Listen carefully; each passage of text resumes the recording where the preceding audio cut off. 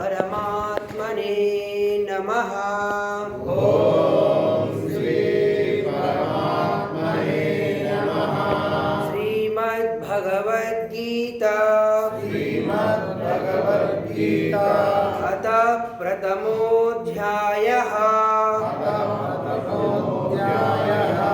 अर्जुन विषादयोगः। अर्जुन उवाच 34వ శ్లోకం। आचार्या पितरः पुत्रा आचार्या पितरः पुत्रा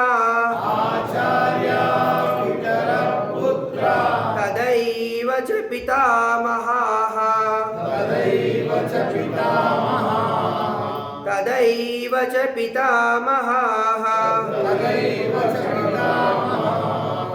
मातुला श्वशुरा पौत्राः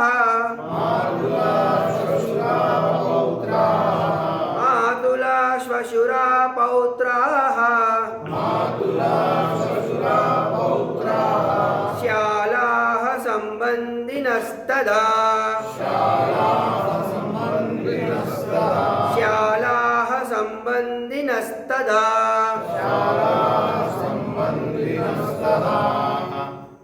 एतान्नहं तुमिच्छामि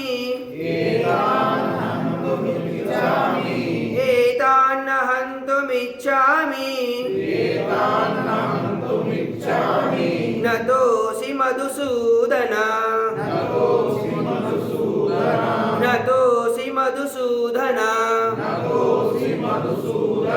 अपि त्रैलोक्यराज्यस्य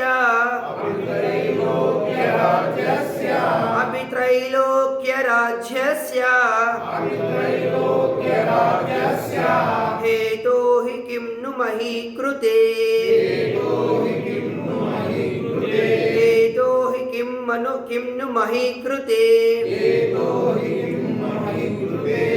ఈ యొక్క శ్లోకంలో అర్జునుడు తన యొక్క విషాదాన్ని ఈ విధంగా వ్యక్తపరుస్తున్నాడు. ఈ యొక్క సమరంగంలో, ఈ యొక్క ధర్మక్షేత్రంలో గురువులు అంటే ఆచార్య అంటే గురువులు, పితరహ అంటే తండ్రులు అంటే చిన్నతండ్రులు అందరూ కూడా, పుత్రాహ తాతలు, తదైవచ పితామహ అంటే కొడుకులు మనుమలు, మాతాలహ అంటే మనుమలు, శ్వశులాహ అంటే మేనమామలు, పౌత్రాహ అంటే కొడుకులు, భావమరుదులు, ఇతర బంధువులందరూ కూడా ఈ ధర్మక్షేత్రంలో ఇక్కడ అందరూ కూడా యుద్ధం కోసం అక్కడ వేసి ఉన్నారు అని ఈ యొక్క అంటే ఈ యుద్ధంలో నాతో యుద్ధం చేయడానికి ఇంతమంది మా యొక్క బంధువర్గం అందరూ కూడా ఇక్కడ వేంచేస్తున్నారు అంటే ఇక్కడ వేచి చూస్తున్నారు, వాళ్ళందరినీ ఏ విధంగా సంహరించాలి అని ఈ యొక్క శ్లోకం యొక్క అర్థం. అదేవిధంగా దీని కంటిన్యూషన్గా ఇంకేం ఇచ్చారంటే ఇక్కడ ఓ మధుసూదన అంటే ఇక్కడ మన యొక్క అర్జునుడు మధుసూదన అంటే మధు అంటే ఎవరంటే ఒక రాక్షసుడి పేరు అన్నమాట. సూదన అంటే మన యొక్క మధు అంటే ఆ రాక్షసుని సంహరించినందుకు గాను మన యొక్క శ్రీకృష్ణుడి యొక్క గురువు గారి పేరు సాందీపుడు. తన యొక్క ఆజ్ఞ మేరకు ఈ మధు అనే రాక్షసుని సంహరించినందుకు గాను మన యొక్క అర్జునుడు మధుసూదనుడు అనే పేరు ద్వారా మన పిలవడం జరిగిందట. ఈ మధుసూదనుడు ఎలా వచ్చాడంటే మన యొక్క శ్రీకృష్ణ పరమాత్మను ఎప్పుడైతే ఒక గాఢ నిద్రలో ఉన్నప్పుడు మన ఎవరు శ్రీ మహావిష్ణువు గాఢ నిద్రలో ఉన్నప్పుడు తన యొక్క చెవిలో నుంచి జివిలి రూపంలో బయటకు వచ్చినటువంటి రాక్షసుడే ఈ మధు అనే రాక్షసుడు. తన యొక్క ఒక సందర్భంలో తను సంహరించారు కాబట్టి అర్జునుడు పేరు పిలవడం కారణం మధు అనే రాక్షసుని సంహరించినందుకు గాను తనను మధుసూదనుడు అనే పేరు పిలవడం జరిగిందనమాట.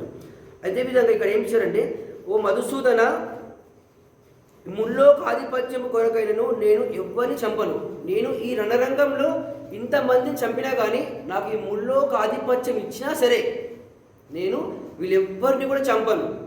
వీళ్ళు కూడా నన్ను చంపినా కానీ నేను చావడానికి సిద్ధం, కానీ నేను మాత్రం వీళ్ళని ఎవరిని చంపను అని తను యొక్క ఒక సంకల్పాన్ని తను నిర్ణయించుకుంటాడు. అంటే అంత పెద్ద గాంధీవాన్ని చేతిలో పట్టుకొని కూడా తన యొక్క సంకల్పాన్ని మర్చిపోయి తను ఏం చేస్తున్నారు అంటే ఇప్పుడు మనకి ఎప్పుడైతే మన యొక్క ఆలోచన అనేది తగ్గుతుందో మనం ఏం నిర్ణయం తీసుకుంటామో మనకు తెలియదు. అందుకే మనం కోపంలో ఉన్నప్పుడు మన నిర్ణయాలు తీసుకోవద్దు అని చెప్తారు. అంటే ఏం చెప్తారంటే క్రోధాత్ భవతి సమ్మోహ సమ్మోహాత్ స్మృతి విభ్రమ స్మృతిభ్రంశాత్ బుద్ధినాశో బుద్ధినాశాత్ వినశ్యతి. అంటే మనం యొక్క కోపంలో ఉన్నప్పుడు మన యొక్క స్మృతి అనేది కోల్పోతాం. మనం స్మృతిభ్రంశో బుద్ధినాశాత్ వినశ్యతి. అదేవిధంగా మనం కోపంలో మన బుద్ధిని మనం మర్చిపోతాం. బుద్ధిని మర్చిపోతే ఏమవుతుందంటే మనం వినాశనానికి గురవుతాం.